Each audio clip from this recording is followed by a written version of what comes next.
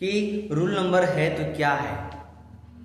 ठीक है, देखिए कह रहा है कि यदि रिपोर्टेड स्पीच का सब्जेक्ट, यदि रिपोर्टेड स्पीच का सब्जेक्ट, हम उस दिन बताए थे कि जो डायरेक्ट भाग होता है उसको दो भाग में डिवाइड किया जाता है, या तो दो भाग में डिवाइड रहता है।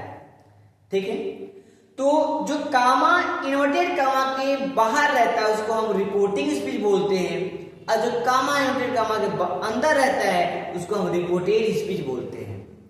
ठीक है, तो कह रहा है क्या कि यदि रिपोर्टेड स्पीच का सब्जेक्ट फर्स्ट पर्सन आई और वी का हो तो, ठीक है, वो रिपोर्टिंग वर्ग के सब्जेक्ट के नंबर, पर्सन तथा केस के मुताबिक बदल जाता है।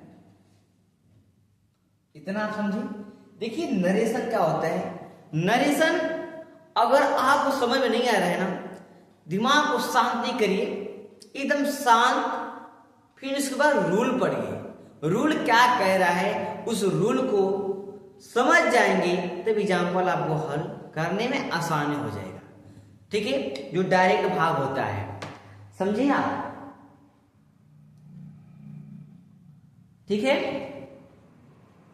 तो देखते हैं, ऊपर हम रूल पढ़े हैं, नीचे एग्जाम्पल इसको हल करते हैं, देखते हैं क्या कह रहा है। शांति से, आपका दिमाग कहीं इधर भटकना नहीं चाहिए, क्योंकि हम आपको रूल पढ़ेंगे और एग्जाम्पल हल अभी करेंगे। अगर कहीं आप बात कर रहे हैं इधर तो दिमाग लगाएंगे तो आपका छूट जाएगा। और नरेशन ऐसा होता है, पग पग पे रंग बदलता है जितना इंसान नहीं बदलता है। ठीक है, अब देखिए क्या कह रहा है, एग्जाम्पल कह रहा है कि he said to me, comma inverted comma I am ready, यहां पे वाई होना चाहिए और कामा समझे। तो देखिए हम यही बोले हैं, फिर से पढ़ रहे हैं हम रूल को, समझिएगा। बोले क्या है कि यदि रिपोर्टेड स्पीच का सब्जेक्ट, देखिए आपका रिपोर्टेड स्पीच क्या है, ये वाला भाग है। कौन सा भाग है, क्योंकि कामा और इनवर्टेड कामा के अंदर है, ये आपका क्या है, रिपोर्टेड स्पीच है। ठीक है, कह रहा है यदि रिपोर्टेड स्पीच का सब्जेक्ट, इसका सब्जेक्ट क्या है, रिपोर्टेड स्पीच का आई है। समझ आ गया, फर्स्ट पर्सन आई वी का हो, आई देखो फर्स्ट पर्सन है कि नहीं, फर्स्ट पर्सन है ना। ठीक, तथा फिर क्या करें तो हो तो रिपोर्टिंग स्पीच के वर्ग के सब्जेक्ट के नंबर, पर्सन तथा केस के मुताबिक बदल जाएगा। अब देखिए कामा इनवर्टेड कामा जो बाहर है इसको हम क्या बोलते हैं, रिपोर्टिंग स्पीच बोलते हैं। इसको क्या बोलते हैं, रिपोर्टिंग स्पीच बोलते हैं। देखिए, और रिपोर्टिंग स्पीच का सब्जेक्ट क्या है आपका, ही है। क्या है, ही है। ठीक है, तो अगर रिपोर्टेड स्पीच का सब्जेक्ट आई है यहाँ पे और रिपोर्टिंग स्पीच का सब्जेक्ट ही है, तो हम रिपोर्टेड स्पीच का सब्जेक्ट क्या है, थर्ड पर्सन, तो हम इसको इसके अनुसार बदलेंगे। देखिए अभी हम बताएं क्या है, बताएं कि SON बटा में क्या 123, यानी हम बोले हैं कि फर्स्ट पर्सन सब्जेक्ट के अनुसार बदलेगा। देखो फर्स्ट पर्सन है कि नहीं, सब्जेक्ट के अनुसार हम बदल रहे हैं। समझ में आ रहा है कि नहीं। तो हम इसको चेंज करेंगे, ही सेड टू को हम किस में चेंज कर दें, टोल्ड में चेंज कर दे रहे हैं। ठीक है, और मी क्या है, आपका ऑब्जेक्ट है, ये चीजों करते हैं उतर जाएगा। और जो यहाँ पे कामा इनवर्टेड कामा लगा है इसको हटाने के लिए हम क्या करेंगे, डैट का यूज कर देंगे। समझे। अब क्या है, अब आ गया हमारा नंबर क्या, पर्सन चेंज करने की बारी आ गया हमारा। क्या है हमारा, पर्सन चेंज करने की बारी है। तो यहाँ पे पर्सन देखिए क्या दिया है आपका, पर्सन दिया है आई।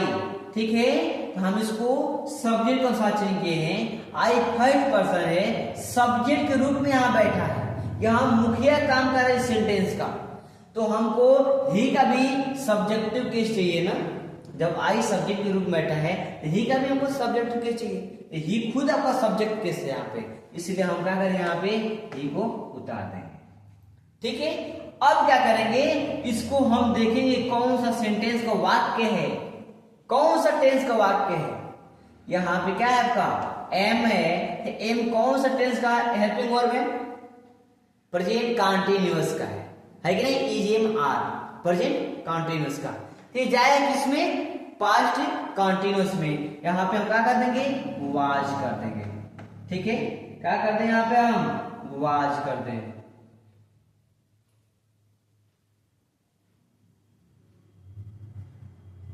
देखिए यहाँ पे क्या हो गया?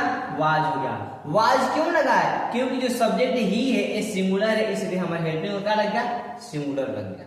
ठीक है, अब क्या है? जो हमारा रेडी है ये जो करते हैं उतर जाएगा। बोलो सॉल्व हुआ कि नहीं?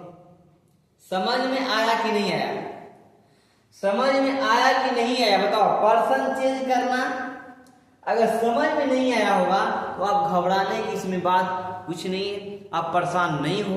ठीक है, क्योंकि अभी पूरा नरेशन बाकी है और आपको हम एक एक एग्जाम्पल बताएंगे